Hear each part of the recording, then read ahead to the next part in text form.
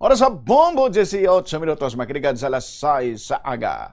Sa dugang pangabalita lokal, ginaduso ni Iloilo City Councilor Attorney Romel Duron nga istriktuhan ang paggamit sa mga government vehicles.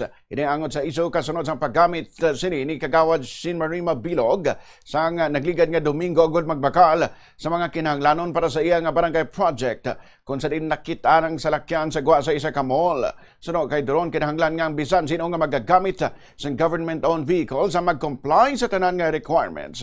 Kag mayara gid sang official business antes magamit ang mga salakyan.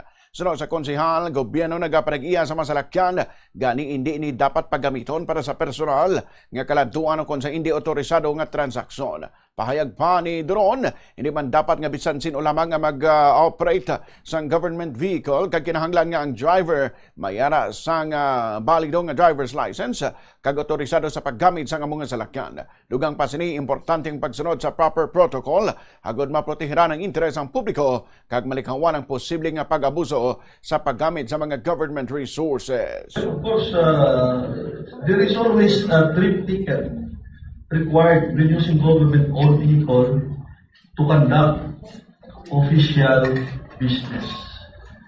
Strict regulations govern official travel using government transport, such as the driver who will operate the same must be armed with